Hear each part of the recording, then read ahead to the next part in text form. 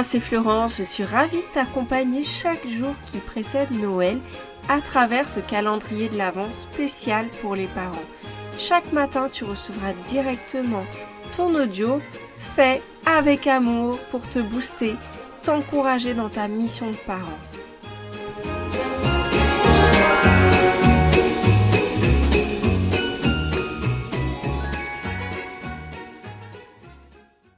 Comment peux-tu, là où tu es, être une source de bonté, que ce soit dans ta famille, ton voisinage, tes enfants, auprès des enseignants, des professeurs, à ton travail?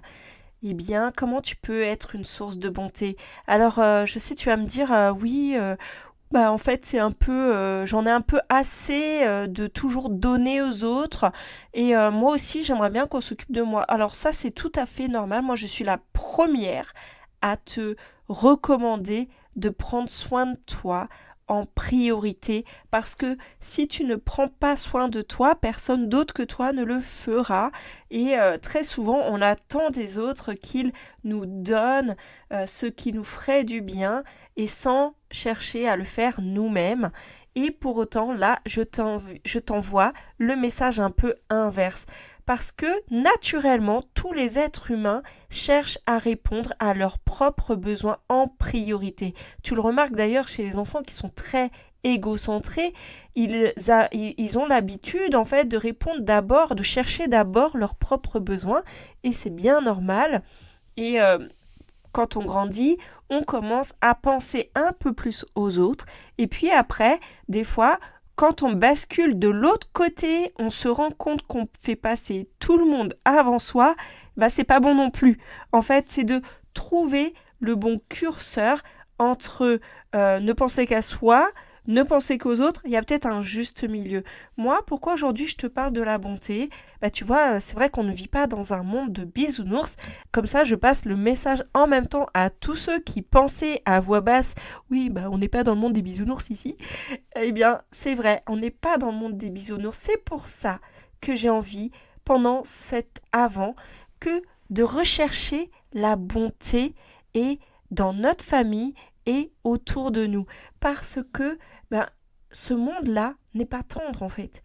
Donc quand on fait du bien à quelqu'un, ça a de la valeur. Parce qu'il y a plus de plaisir à donner qu'à recevoir. C'est vrai que quand tu donnes quelque chose à quelqu'un, de ton temps, un cadeau, une parole d'encouragement, tu génères un sourire chez l'autre et ça te réchauffe le cœur à toi aussi. Donc en faisant du bien aux autres, tu te fais du bien à toi aussi.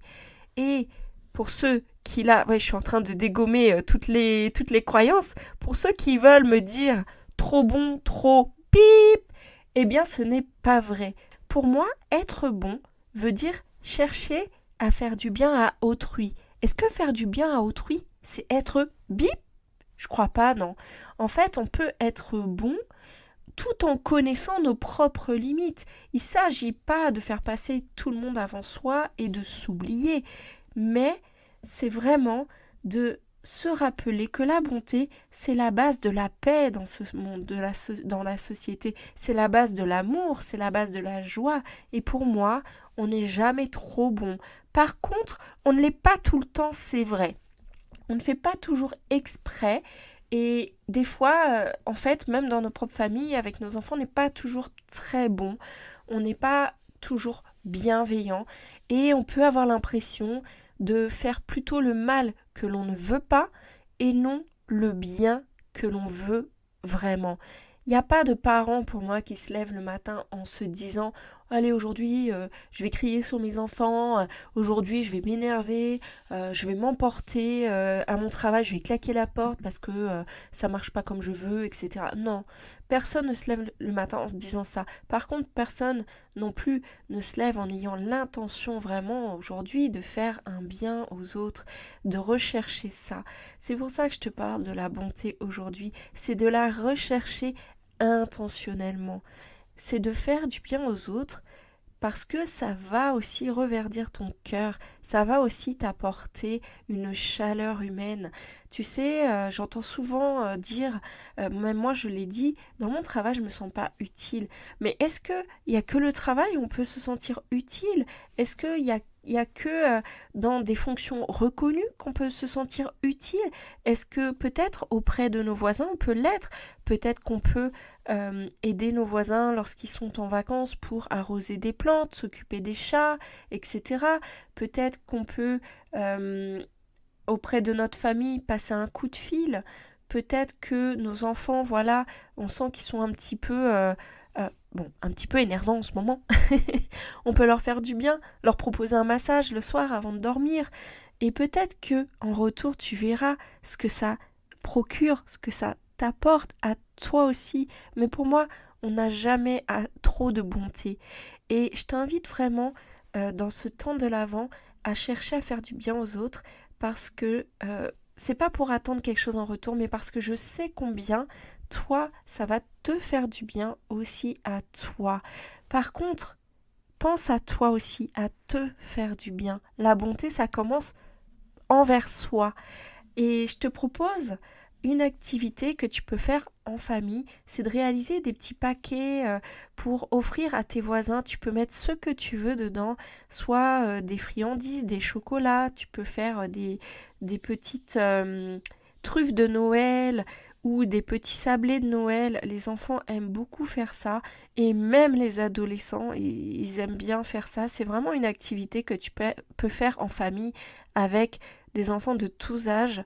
Moi, j'ai une petite de 2 ans et demi et des ados et je compte bien cette année voilà, le faire avec eux. J'ai l'habitude de le faire avec mes enfants depuis quelques années, mais la petite, en fait, on l'a jamais fait faire encore l'année dernière. Elle avait 1 an et demi, j'avais pas encore voilà, l'énergie, hein, pour être très honnête. Et là, elle a grandi et je pense que ça va être un bon moyen aussi d'aller un petit peu plus loin que juste nous-mêmes en fait et de chercher un petit peu de chaleur autour de nous, de faire quelque chose qui sort de l'ordinaire, aller à la porte des voisins, vraiment pas beaucoup de gens le font et ça fait du bien et ça scelle des liens qui sont vraiment puissants, je trouve. Donc je t'encourage à essayer et si c'est pas pour tes voisins, ça peut être ne serait-ce que des gens que tu connais, que tu apprécies, ça peut être de faire des petites pâtisseries pour apporter à ton travail. J'ai été dans une équipe à une époque où il y avait tout le temps à manger, j'ai pris des kilos, je te dis pas, mais qu'est-ce que ça faisait du bien en fait.